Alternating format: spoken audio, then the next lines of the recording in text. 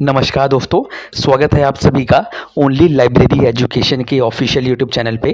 आज इस वीडियो में हम certificate in library and information sciences CLIS IGNOU का टर्म एंड एग्जामिनेशन दिसंबर 2022 का BLII 014 ICT लाइब्रेरीज का previous year question paper discuss करने वाले हैं।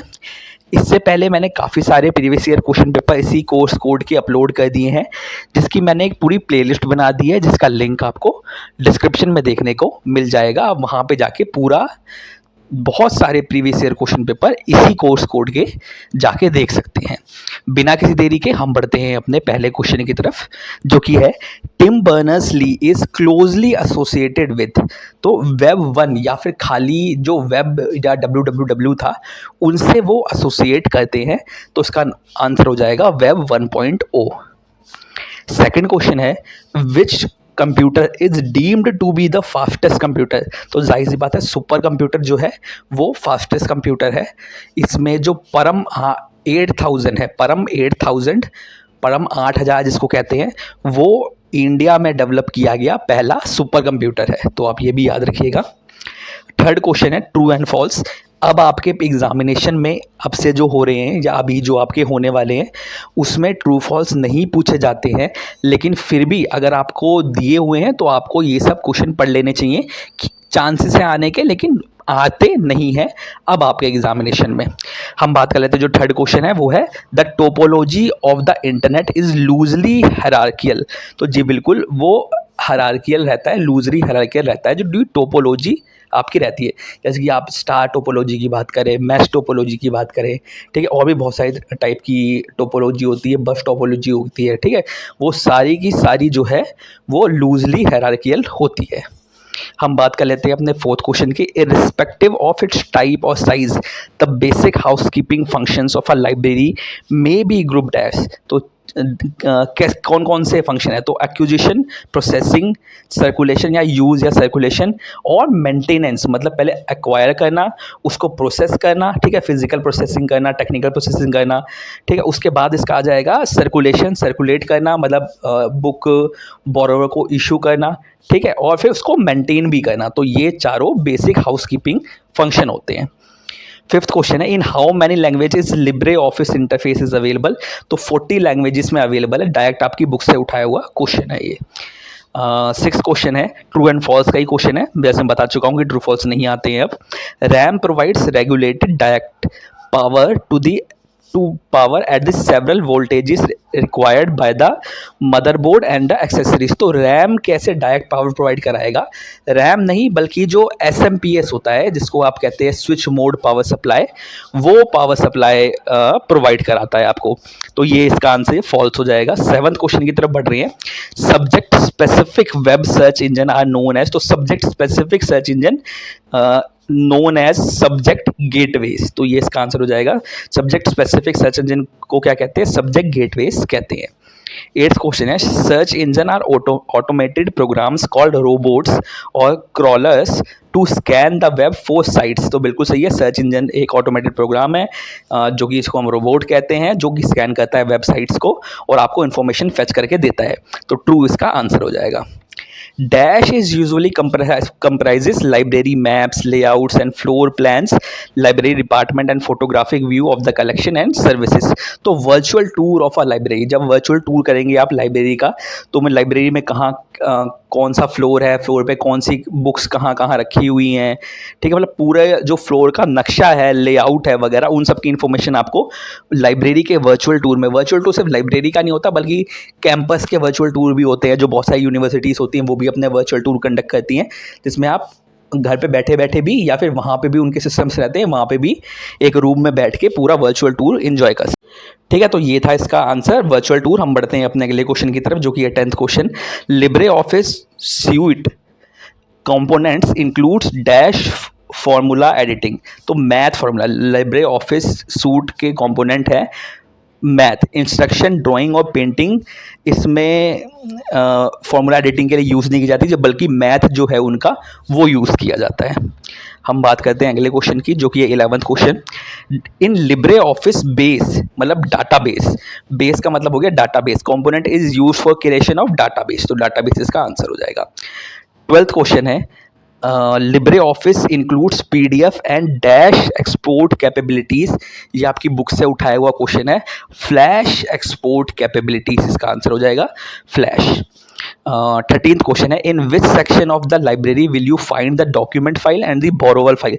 तो सर्कुलेशन सेक्शन में आपको डॉक्यूमेंट फाइल मिल जाएगी और बोरोवर फाइल मिल जाएगी, मतलब किसने वो बुक बोरो करी है, ठीक है। तो बोरोवर फाइल भी मिल जाएगी। तो सर्कुलेशन सेक्शन ही मैनेज करता है ये सब, तो सर्कुलेशन सेक्शन इसका आंसर हो जाएगा, ठीक है। Katipo communication which software developed by Katipo communication. तो कोहा लाइब्रेरी सिस्टम जो है, कोहा LMS, वो डेवलप किया है कातिपो कम्युनिकेशन ने। काफ़ी अच्छा क्वेश्चन है, आ सकता है पेपर में। 15th क्वेश्चन है research is going on for the development of dash software for building automatic class number based on colon classification. तो संजय या वेब डेवे या IIT क्लास ये सब नहीं है, ठीक है। ये व्यासा जो है, व्यासा, इसने ये एक डेवलप कर रहा है, ठीक है, जिससे आप ऑटोमेटेड क्लास नंबर बना सकते हैं। वास्या नाम है मेरे ख्याल से इसका, वेस्या। 16th क्वेश्चन है the ARPANET was established in the year. तो 1969 में ARPANET स्टैब्लिश हुआ था। हम बात करते हैं 17th क्वेश्चन की, ट्रू फॉल्स है, जाहिर सी बात है आपके पेपर में नहीं आएगा। The CPU gets raw data from input device. जी बिल्कुल, रॉ डाटा इनपुट डिवाइसेस को मिलता है, फिर वो उसको प्रोसेस करता है और आउटपुट हमें आउटपुट डिवाइस पे दिखता है, या आउटपुट हम रिसीव करते हैं, जो भी आंसर है। 18th क्वेश्चन है who releases world wide web और सिंपली वेब। तो सर्न क्या है, यूरोपियन एजेंसी है एक न्यूक्लियर रिसर्च की, ठीक है। तो ये इसका आंसर हो जाएगा। हम बात करते हैं 19th question the catalogue are inventory record of document of a library containing financial details. तो इन्वेंट्री रिकॉर्ड में फाइनेंशियल डिटेल्स नहीं आती है, तो फॉल्स इसका आंसर हो जाएगा। इन्वेंट्री इन्फॉर्मेशन के अंदर जो आपकी इन्वेंट्री रहती है वो सारी की इन्फॉर्मेशन आती है, ना कि फाइनेंशियल इन्फॉर्मेशन। BULB बहुत बार पूछा गया क्वेश्चन है, बल्कि फुल फॉर्म भी आ जाती है, याद रखिएगा। Bulletin board for libraries is an example of subject gateways. 21st question है what do you mean by listserv. So listserv का मतलब होता है मेलिंग लिस्ट, कभी काफ़ी अच्छा क्वेश्चन है। 22nd क्वेश्चन है a computer can not input data. Input हम करते हैं, यूज़र इनपुट करता है, ठीक है। कंप्यूटर खुद से इनपुट नहीं कर सकता, ठीक है। वो एनालाइज कर सकता है, वो स्टोर कर सकता है, वो डिस्प्ले कर सकता है आउटपुट, ठीक है। डिस्प्ले रिजल्ट लिखा हुआ है ना, वो आउटपुट डिस्प्ले कर सकता है, लेकिन वो इनपुट नहीं कर सकता। 23rd क्वेश्चन है द टर्म FAQs का मतलब होता है frequently asked questions. 24th question true false आपके पेपर में नहीं आएगा। Internet is a local network of several interconnected TCP/IP।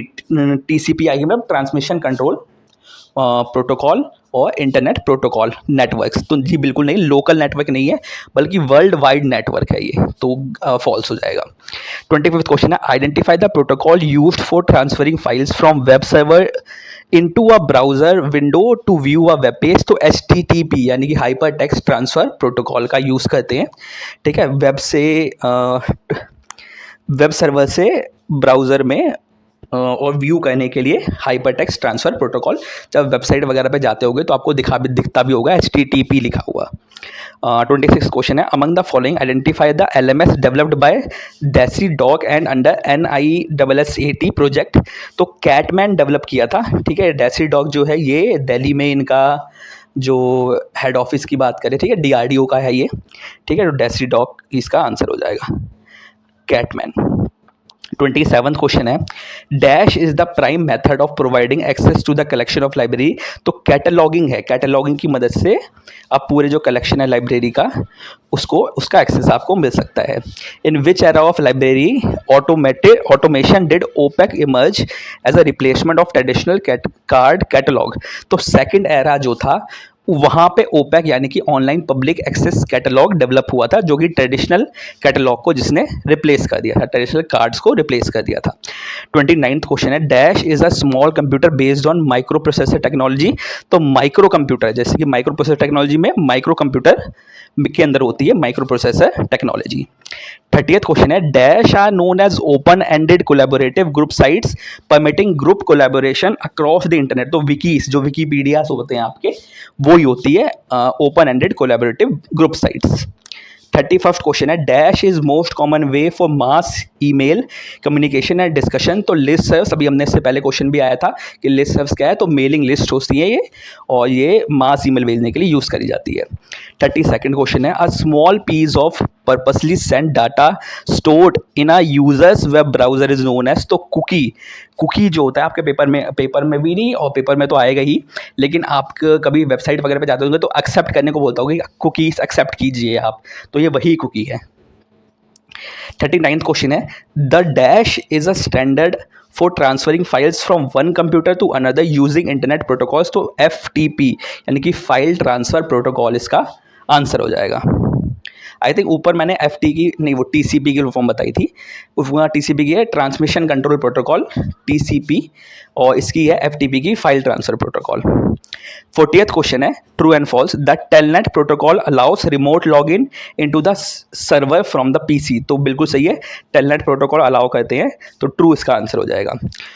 41st question है, अ Meta search engine axes several search engine. तो मेटा सर्च इंजन क्या करता है, बहुत सारे सर्च इंजन को वो एक्सेस करता है, उसके बाद हमें रिजल्ट देता है।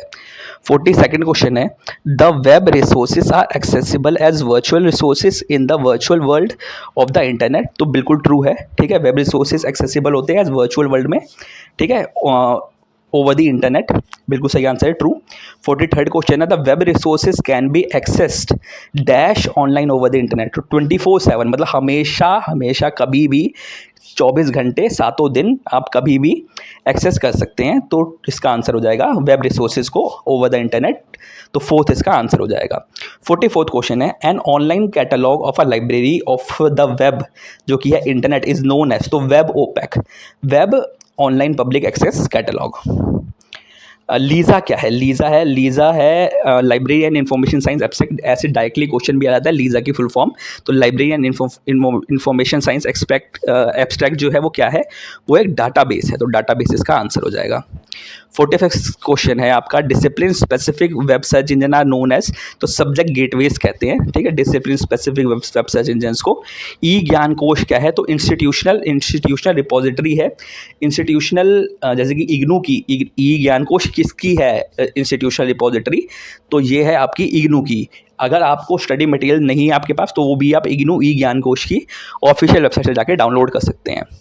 48th क्वेश्चन है, among the following which is web 2.0 service. तो RSS फीड जो है वो वेब 2.0 सर्विस का एग्जाम्पल है।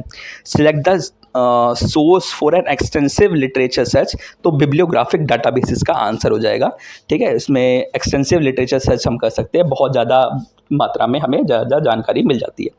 50th और लास्ट क्वेश्चन है, आस्क का लाइब्रेरियन किस टाइप की सर्विस है, तो एक इंटरनेट बेस्ड सर्विस है। और ये थे आपके पूरे 50 क्वेश्चन। अगर आपके कोई सवाल है आप नीचे कमेंट बॉक्स में लिख सकते हैं, कोई सुझाव देना चाहें तो आप वो भी नीचे कमेंट बॉक्स में लिख सकते हैं। अगर आपको उसका PDF चाहिए तो मैंने अपने टेलीग्राम चैनल पे डाल दिया, वहाँ पे जाकर आप डाउनलोड कर सकते हैं। जॉब की अपडेट्स वगैरह भी आपको हमारे टेलीग्राम चैनल पे देखने को मिलती है। आप CLIS कर ही रहे हैं तो जाहिर सी बात है कि जॉब अपॉर्चुनिटी भी ढूंढ रहे होंगे, तो आप इस चैनल को भी सब्सक्राइब कर सकते हो कि हम ऐसे ही लाइब्रेरी साइंस से रिलेटेड ही कॉन्टेंट लेके आते हैं।